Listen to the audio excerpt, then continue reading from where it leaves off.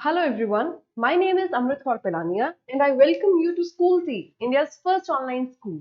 यहाँ हम आपके स्कूल से रिलेटेड सभी रिक्वायरमेंट्स को फुलफिल करते हैं। क्लासेस से लेकर नोट से लेकर होमवर्क से लेकर सब कुछ आपको यहाँ मिलेगा एक ही प्लेटफॉर्म पर। ठीक है, तो अब हम आज करेंगे क्लास 8 का हिस्ट्री का chapter 2 which is from trade to territory. Chapter 1 में आप पढ़ के आए हैं कि कैसे अंग्रेज जो है वो भारत में आने की सोचते हैं, उसके बाद वो यहाँ पे आके टेरिटरीज एक्वायर करना स्टार्ट कर देते हैं। मेरे कहने का तात्पर्य ये है, मेरे कहने का मतलब ये है कि अंग्रेज भारत में आते हैं व्यापार करने के लिए, लेकिन धीरे धीरे वो अपनी जड़ें बसाना शुरू कर देते हैं। And by the time Indians को रियलाइज होता है कि उनके साथ क्या हुआ है, उस टाइम तक बहुत देर हो चुकी होती है। 1857 में फिर भी इंडियंस क्रांति करते हैं, जिसे अंग्रेजों ने कह दिया सिपाही म्यूटिनी, यानी सिपाहियों का गदर। लेकिन वो इंडियंस ने उसे किस नजर से देखा? इंडियंस ने इसे कहा फर्स्ट वॉर ऑफ इंडिपेंडेंस, यानी आजादी की पहली लड़ाई। इसके बाद शुरू होती है एक लाइन ऑफ रेवोल्यूशंस, एक लाइन ऑफ स्ट्रगल्स जो 90 साल तक चलती है एंड फाइनली 1947 में भारत आजाद हो जाता है। लेकिन आजाद होने से पहले, आजादी पढ़ने से पहले हमें यह समझना होगा कि किन कारणों की वजह से और किस सिचुएशन में भारत गुलाम बना, क्यों अंग्रेज आकर भारत को गुलाम बना पाए। इसका सबसे पहला कारण मैं आपको बताती हूँ। सबसे पहले हम पढ़ेंगे औरंगजेब के बारे में। आप क्लास 7th में जो हिस्ट्री पढ़कर आए हैं, आपने मुगल्स के बारे में काफी डिटेल में पढ़ा है। आपने पढ़ा है कि कैसे 7 मेन मुगल शासक हुए हैं कुछ 150-200 साल के अंदर ही। जैसे 1526 में बाबर आते हैं, फिर हुमायूं, फिर अकबर, उसके बाद उनका बेटा, उसके बाद फलाना ढिमकाना, एंड लास्ट में औरंगजेब आता है। बट औरंगजेब की मृत्यु हो जाती है 1707 में। 1707 में औरंगजेब की मृत्यु के बाद मुगलों में कोई भी इतना ताकतवर शासक नहीं आ पाया जो पूरी मुगल सल्तनत को एक जगह पर बैठकर संभाल सके। औरंगजेब आखिरी ताकतवर शासक था, जिसके बाद मुगल साम्राज्य में ही जो छोटे मोटे गवर्नर्स उन्होंने अपॉइंट कर रखे थे, वो ही अपने जो राजा थे, जो रूलर थे, उनके अगेंस्ट एक रेवोल्यूशन करते हैं और धीरे धीरे अपने छोटे छोटे स्टेट्स मुगल साम्राज्य में से तोड़ के अलग करना शुरू कर देते हैं।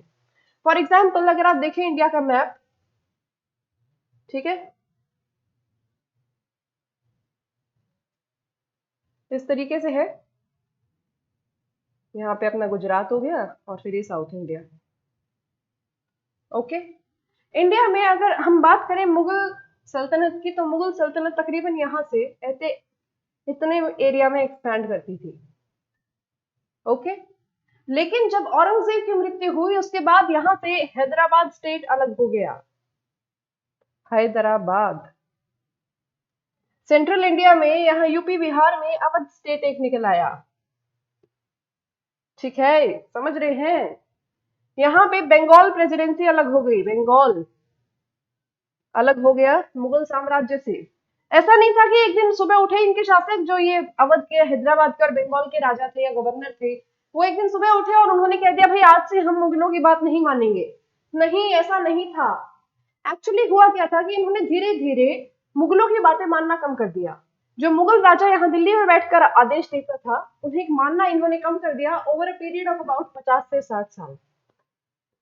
कहने का मतलब ये है कि 1707 में औरंगजेब की मृत्यु के 50-60 साल के अंदर ही जो छोटे मोटे शासक थे, जैसे अवध का राजा, अवध का नवाब, हैदराबाद का जो क्या कहते हैं निजाम था, बंगाल का जो नवाब था, इन्होंने अपने ही नियम लागू करने शुरू कर दिए अपनी इन टेरिटरीज में। समझे आप? जिसकी वजह से अंग्रेजों को एक अपॉर्चुनिटी दिखी। उन्हें लगा भाई भारतीय तो यूनाइटेड नहीं है, इंडियंस तो यूनाइटेड है ही नहीं, दे आर नॉट यूनाइटेड, तो इस चीज का फायदा उठाया जा सकता है। एंड इन्होंने सबसे पहले अटैक किया हैदराबाद के साउथ में, यहाँ पे कर्नाटक पे, यहाँ पे इन्होंने अटैक किया, इन्होंने बैटल्स लड़ी, यहाँ के नवाबों के ऊपर इन्होंने अपना प्रेशर इंक्रीज करना स्टार्ट कर दिया और धीरे धीरे इनकी ताकत बढ़ती गई। 1757 में, 1757 में इनमें इतनी हिम्मत आ गई कि इन्होंने बंगाल के नवाब सिराजुद्दौला के खिलाफ जंग छेड़ दी। सिराजुद्दौला कुछ तो अंग्रेज थोड़े टेक्निकली एडवांस थे ही, उनके पास थोड़े अच्छे हथियार थे इंडियंस के कंपैरिजन में, लेकिन सिराजुद्दौला को सबसे बड़ा धोखा लगा उसके खुद के जनरल से। ठीक है, उसका खुद का आर्मी का जनरल जाकर अंग्रेजों से मिल गया, जिसके कारण युद्ध हुआ उस टाइम पे। सिराजुद्दौला की आर्मी के बहुत सारी प्लाटून्स ने, बहुत सारे सेक्शंस ने लड़ाई ही नहीं की। वो बिल्कुल मैदान में चुप एक जगह पर खड़े रहे, उन्होंने लड़ाई अपने देश के लिए नहीं की। ठीक है, उस जनरल का नाम था मीर जाफर। क्या नाम था? मीर जाफर। आप यहाँ पे सेंट्रल इंडिया में या इंडिया के किसी और पार्ट में शायद मीर जाफर का नाम नहीं सुनेंगे, लेकिन बंगाल में एक कहावत है, बंगाल में एक कहावत है कि तू मेरे साथ मिर्जाफरी तो नहीं कर जाएगा। कहने का मतलब तू मुझे धोखा तो नहीं दे जाएगा, जैसे मीर जाफर ने सिराजुद्दौला को धोखा दिया था, जिसके कारण सिराजुद्दौला हार गया और इवेंचुअली अंग्रेजों ने बंगाल पर अपना रूल स्थापित कर दिया। ये थी जिस लड़ाई में उन्होंने सिराजुद्दौला को हराया। इस लड़ाई का नाम है battle of Plassey. Battle of Palasi.